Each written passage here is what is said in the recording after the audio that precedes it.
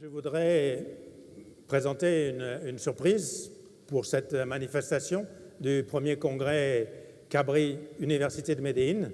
Bueno, ahora tal vez el momento que habíamos andado esperando todos, nos va a presentar la sorpresa que tiene para este congreso. Cette surprise s'appelle Cabri Express. Y esa sorpresa se llama Cabri Express.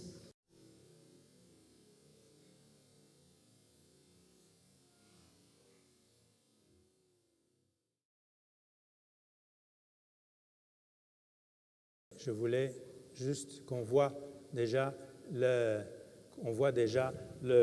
l'environnement. L'environnement se présente essentiellement comme une calculatrice. Y bueno, el entorno se presenta esencialmente como una calculadora. Mais on va en voir plus dans un instant. Voici donc Cabri Express. Y he aquí que Cabri Express. Ça semble être essentiellement une calculatrice et tout de suite je pourrais faire des calculs. 1 plus 2, oui, ça marche. 1 plus 2 égale 3. Bueno, y que Cabri Express, lo primero que si je nos divise, parece que es una si calculadora. j'appuie sur diviser par 3, j'obtiens déjà un résultat, il me semble correct, 1.67. Y bueno, y aquí inmediatamente, pues con esta operación inmediata que dio, rápidamente se obtienen resultados. Ici, j'ai un signe qui m'indique que ce résultat est approché. Y bueno, y aquí hay un signo que indica que los resultados son aproximados. Je pourrais augmenter le nombre de décimales, bien sûr. Y se puede aumentar con este remplacer comando los números de decimales. 2 tiers par 2. Non, je voudrais même mettre 1 divisé par 4. Y bueno, aquí cambió un 1 entre 4, es la fracción nueva. Vous voyez qu'ici, on a le signe égal parce que le résultat est exact. Y aquí sí se pone el signo igual porque el resultado es exacto. Il n'y a pas d'approximation dans le résultat. Y aquí no hay aproximación en el resultado. Si je diminue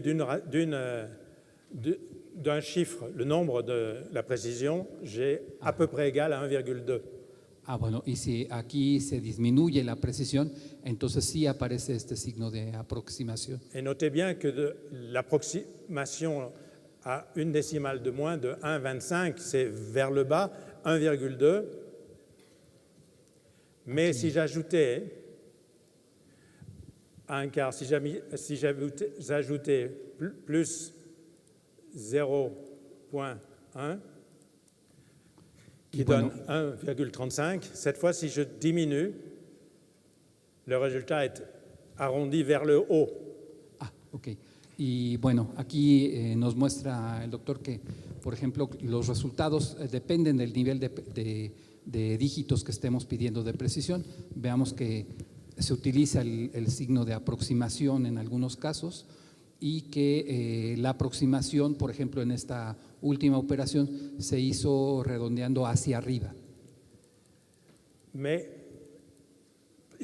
la plupart des ordinateurs ne font pas cet arrondi qui est le seul arrondi mathématiquement le plus correct. Y bueno, que la mayoría de las calculadoras no utilizan este tipo de redondeo que es matemáticamente correcto. Ici, je peux en fait appuyer aussi sur la touche Y égale, et cette fois, si je tape par exemple sur sinus X.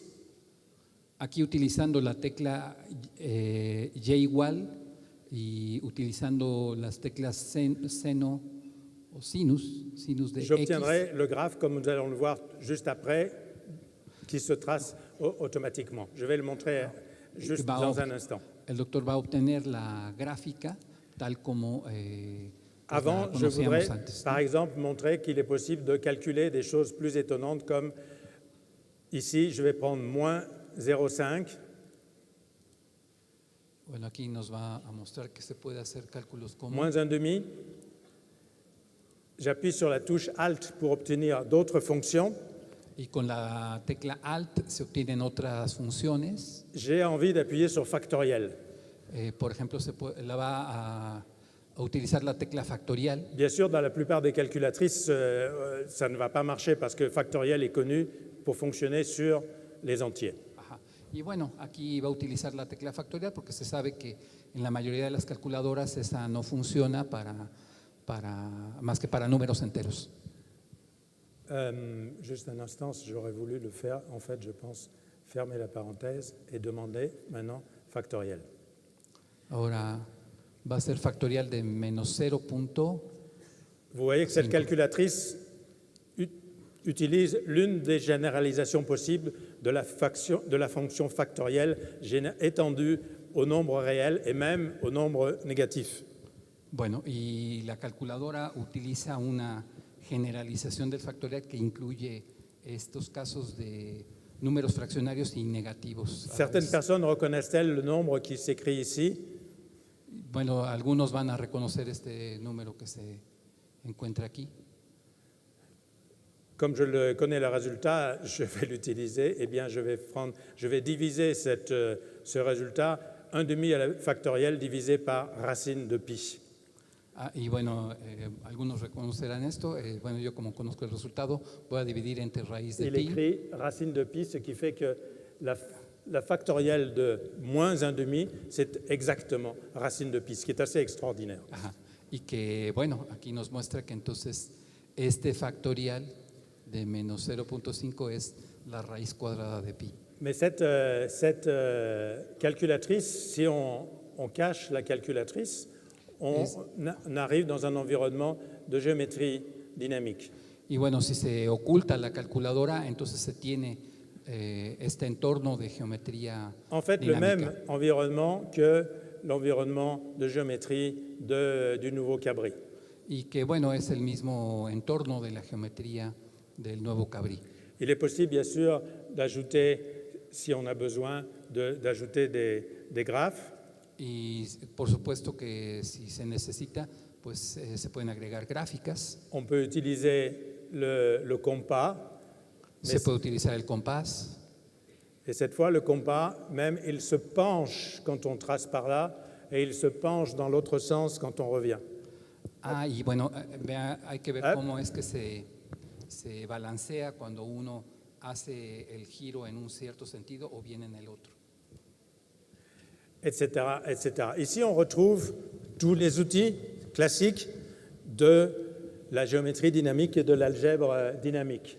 Et on atteint les outils par les côtés en appuyant sur ceci que nous appelons des piles. Quand j'appuie sur une pile, elle se déplie.